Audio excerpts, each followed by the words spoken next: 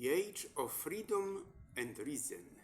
Dear brothers and sisters, on August 27, 1770, Georg Wilhelm Friedrich Hegel, one of the most important philosophers of modern Europe, the creator of the system known as Hegelianism and the leading representative of German idealism, was born in Stuttgart. The event of Napoleonic period made the greatest impression on Hegel. Jena, where he lived, found itself at the center of historical turmoil. In October 1806, one of the most important battles of the Napoleonic Wars, the Battle of Jena, Auerstedt, took place there. The Prussian forces were routed and the victorious Napoleon entered the city. In Phenomenology of Spirit, written in Jena, 1807, he attempted to describe the process of development of consciousness and the history of spirit. Hegel himself wrote in a letter dated October 13, 1806, "I saw the emperor, the soul of the world, riding through the city on a reconnaissance.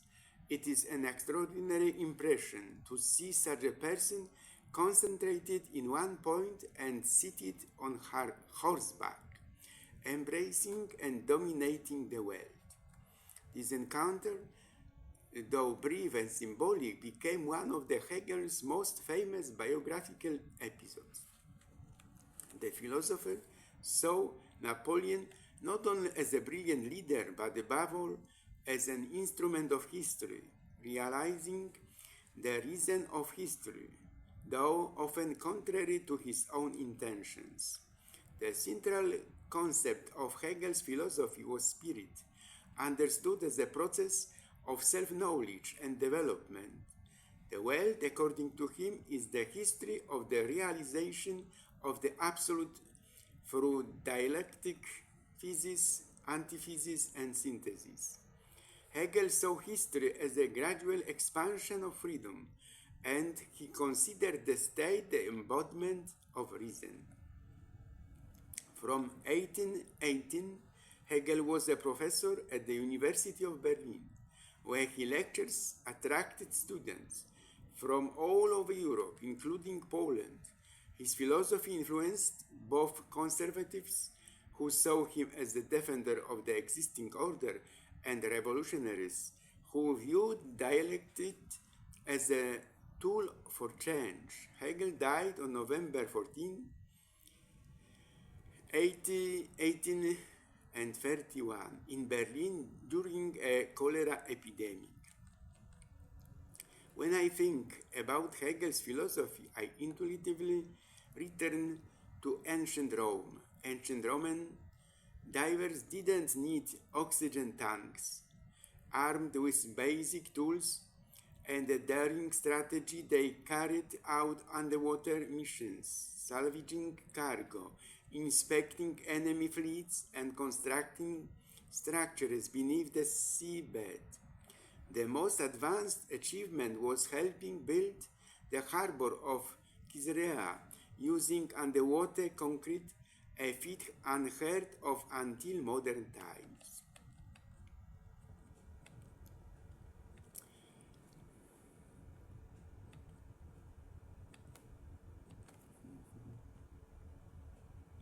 The war between Russia and Ukraine continues.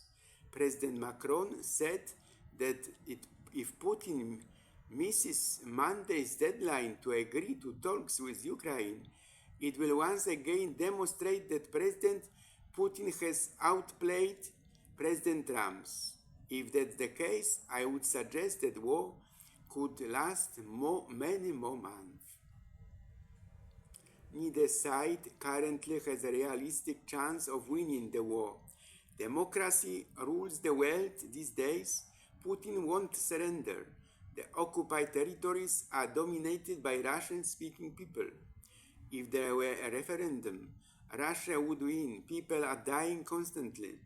In the search for an end to the war and an optical solution, a referendum will likely decide, which both interested parties would have to agree to.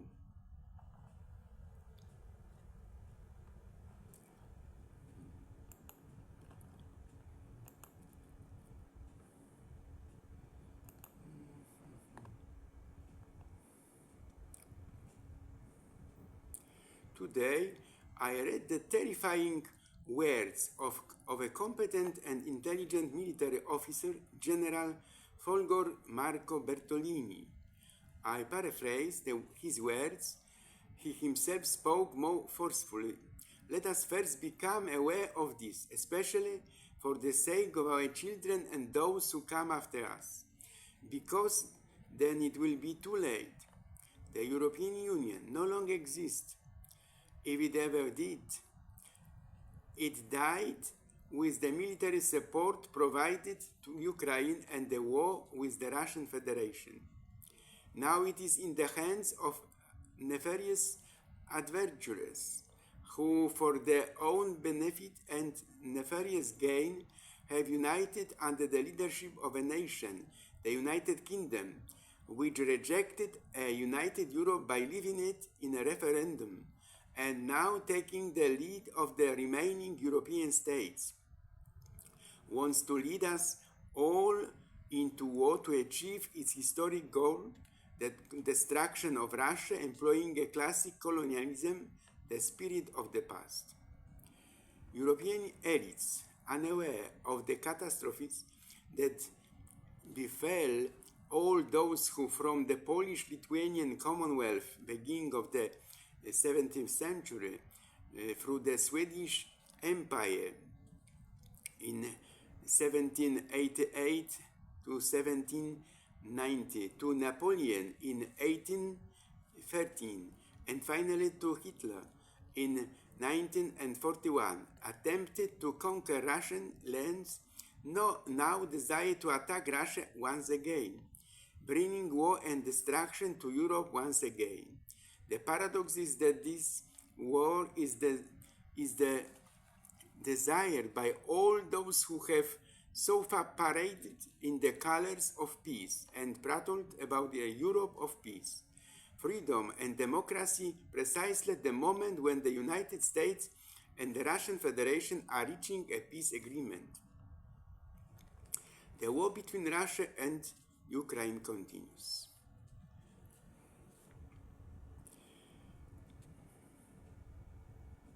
For this reason, I sincerely hope that this dreadful oligarchic, authoritarian and anti-popular European Union will soon collapse, and that truly sovereign states will find other forms of cooperation and collaboration than the current ones aimed at peace and the social and economic well-being of their citizens. Dearest ones, neither side currently has a realistic chance of winning the war, I said. In 1960, people predicted that by 2000 humanity would conquer the moons and Mars, and even go beyond. It's now 2025, and we're still fighting to return humans to the moon. What could possibly delay what's holding us back from becoming a space-faring civilization? Meanwhile, our history faces the same challenges as before. I'd like to tell you about the book titled Warriors of God. It combines a fascination with history with a vivid account of the Third Crusade, a continuation of the long-running conflict between the Islamic and Christian worlds that shaped history for centuries and continues to resonate in the Middle East and the West. Acclaimed author James Reston Jr. weaves the epic battle that brought Jerusalem to Muslim hands and kept it until the 20th century, painting images of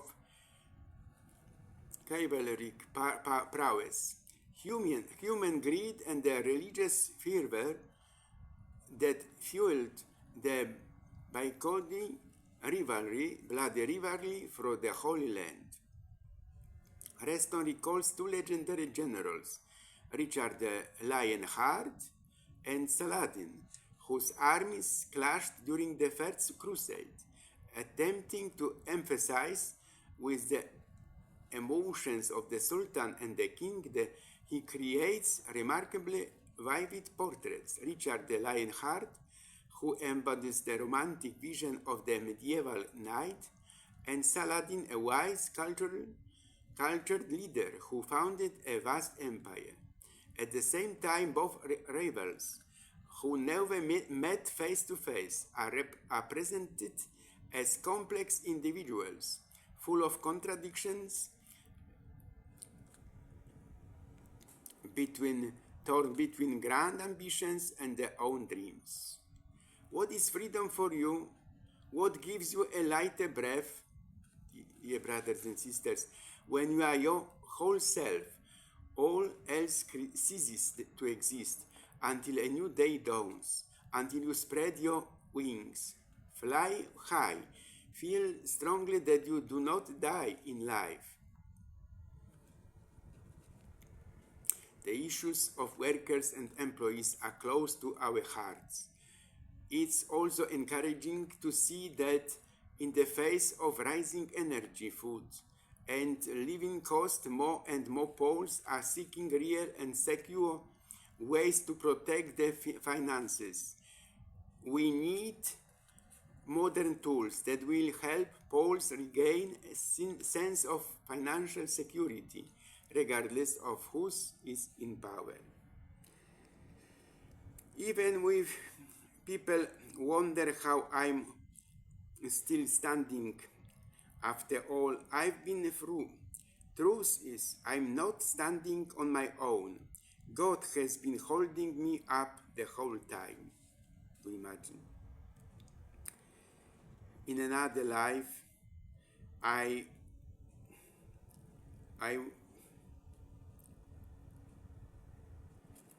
would like to see my mom. I wish my mom got everything she ever wanted accomplished, the dreams that were taken from her and loved by someone the way she deserves, even if it means I don't exist. Every day I'm reminded how blessed I am, even if my circumstances aren't ideal. I have so much to be thankful for, so much to give God praise for. One day you'll look back and see that God heard every prayer. Brothers, choose faith over fears. Even if things don't go as planned, keep going. Even if it is hard, trust the process, so that they would not find you changed from Him they knew, only more sure all I thought was true. You thought was true. So even if we travel at 10% of the speed of light in the next future, in the next millennium, it will still take us decades to reach the nearest star system to Earth. The universe is just too massive for us to discover if we are alone or not. Life isn't unpredictable. You never know what is next.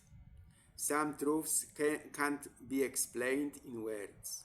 Walk the path of history in Kidron Valley, where echoes of faith and footsteps of the past intertwine, tracing the journey of Jesus.